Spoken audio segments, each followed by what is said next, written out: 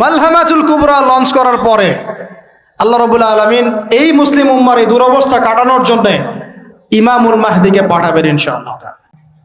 আমি কি বুঝাতে পারছি দাজ্জালের ফিতনা কত বড়? বুঝতে পারছেন? সে যখন বের হবে তখন সে সারা বিশ্বকে শাসন করবে 40 দিন। কতদিন? যার প্রথম দিনটা হবে 1 বছরের সমান, দ্বিতীয় দিনটা হবে 1 মাসের সমান, তৃতীয় দিনটা হবে 1 সপ্তাহের সমান, বাকি দিনগুলো হবে আমাদের দিনের মতো। সত্যি সত্যি কথা কি জানেন যে আমরা এখন চিন্তা করতে ভালোবাসি না, পছন্দ করি না। আমাদের চিন্তা করার সময় কোথায়?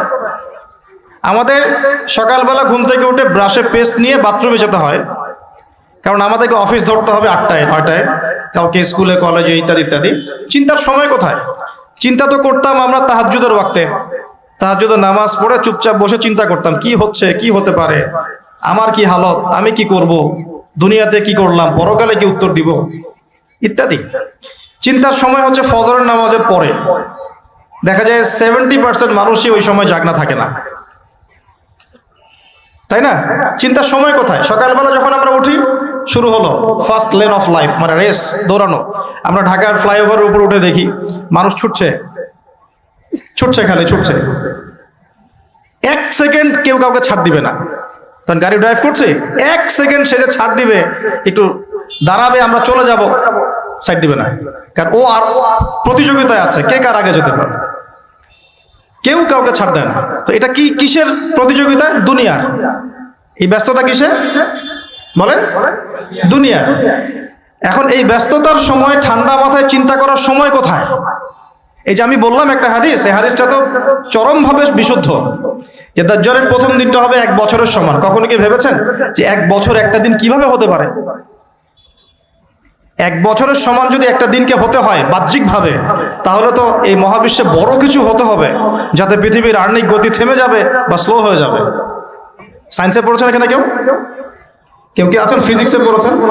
ওই যে ভাই, আচ্ছা আপনি বলেন পৃথিবীর গতি যদি না কমে তাহলে কিভাবে একদিন এত বড় হবে? এটা কি সম্ভব ভাই? সায়েন্সে, উনি সায়েন্সে পড়েছেন, ফিজিক্সে। তাহলে কি মহাবিশ্বে এমন কিছু হতে যাচ্ছে? যদি হয় তাহলে আমাদের এই সাজানো গোছানো দুনিয়ার কি হবে? আরো চিন্তা করি নাকি এর অন্য কোনো ব্যাখ্যা আছে, যে ব্যাখ্যা আমি জানি না? ভাবতে হবে। আমি চাচ্ছি আজকের লেকচারে আপনারা একটা নসিহত দিয়ে বাসায় যান, সেটা হচ্ছে ভাবতে হবে। কি করতে হবে? ভাবতে হবে, চিন্তা করতে হবে। একটু থামেন।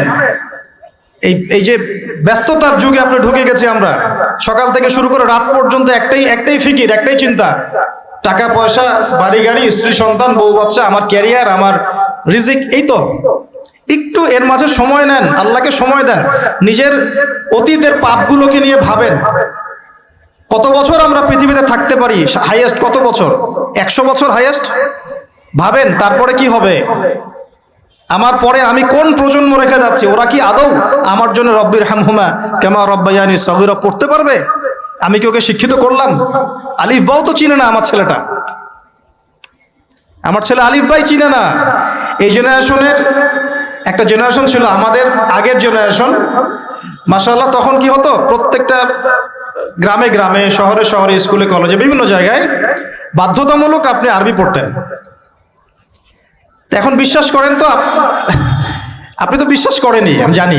বিশ্বাস করেন কি যে আপনি এখন আরবি থেকে অনেক দূরে সরে গেছেন?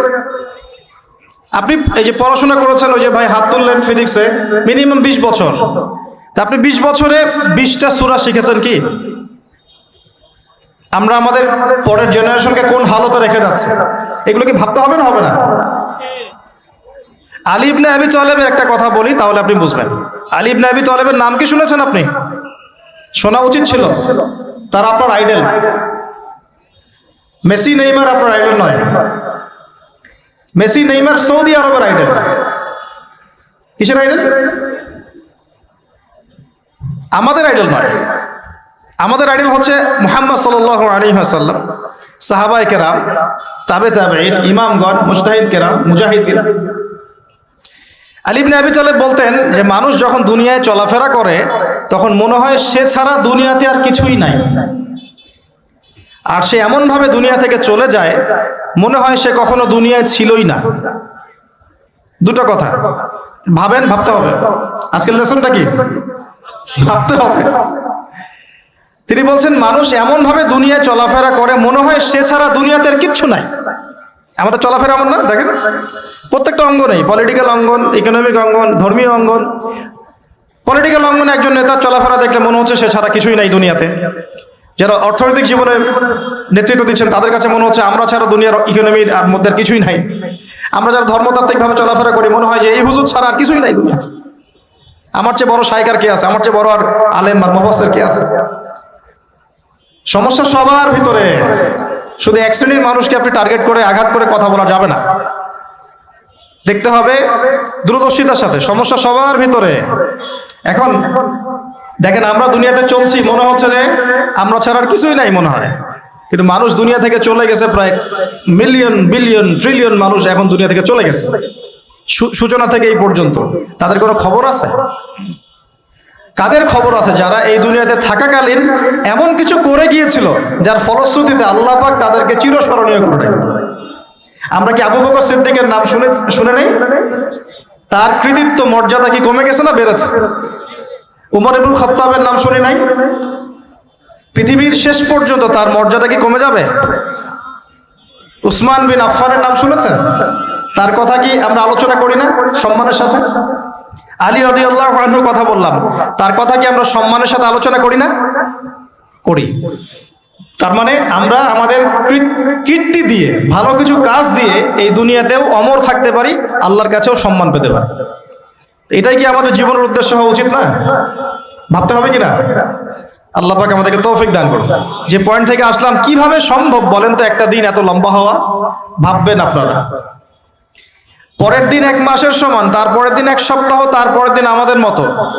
এভাবে কে বিশ্ব শাসন করবে বলেন? দাজ্জাল শব্দের অর্থ হচ্ছে মহামিথ্যাবাদী। কি নাম? মানে যার মিথ্যার উপরে পিএইচডি আছে, মিথ্যার উপরে। আর মাসিহুদ দাজ্জাল সবচেয়ে বড় মিথ্যাবাদী। দাজ্জাল মানে মহা প্রতারক, যে আপনাকে এমন ভাবে প্রতারিত করতে পারে যার খবর হদিস আপনি পাবেন। আমরা আস্তে আস্তে আসতেছি দাজ্জাল এবং তার সাথে বর্তমান সভ্যতার কি সম্পর্ক, এবং সামনে কিভাবে সে বিশ্বটাকে শাসন করতে পারে। সে বিশ্বকে শাসন করবে। এখন আমাকে বলেন, আমার দিকে তাকান, আমাকে বলেন, একজন ব্যক্তি যদি বিশ্বকে শাসন করতে চায় তার অনুসারী লাগবে কি লাগবে না? একা একা একজন ব্যক্তি বিশ্ব শাসন করতে পারে? ও আচ্ছা, দাজ্জাল কি মানুষ না জিন নাকি? দাজ্জাল কে? এটা ফেরেশতা নাকি জিন না মানুষ? কি? এটাও একটা প্রশ্নের বিষয়। কিভাবে? দেখুন, আল্লাহর নবী সাল্লাল্লাহু আলাইহি ওয়াসাল্লাম বলছেন নূহ আলাইহিস সালামের সময়ও নূহ আলাইহিস সালাম তার কওমকে দাজ্জাল সম্পর্কে সতর্ক করেছেন। তার মানে পৃথিবীর সূচনা থেকে সে পৃথিবীতে ছিল এবং সে বের হবে শেষ জামানায়, এবং বের হয়ে সে তার অনুসারীদেরকে নিয়ে বিশ্বটাকে শাসন করবে। তার মানে অনেক লম্বা একটা হায়াত সে পেয়েছে। কোন জাতি এত লম্বা হায়াত পায় বলেন তো? কোন জাতি? মানব জাতি এত লম্বা হায়াত পায়? এই একটা মিস্টেরিয়াস ক্যারেক্টার দাজ্জাল। সে কি? তারপরে দেখুন, নবী সাল্লাল্লাহু আলাইহি ওয়াসাল্লাম একটা হাদিসের মধ্যে বলেছেন যে তাকে ওই তামিম দারির ওই দ্বীপে বন্দী করে রাখা হয়েছে। আপনারা হাদিসটা জানেন? অনেকে জানেন।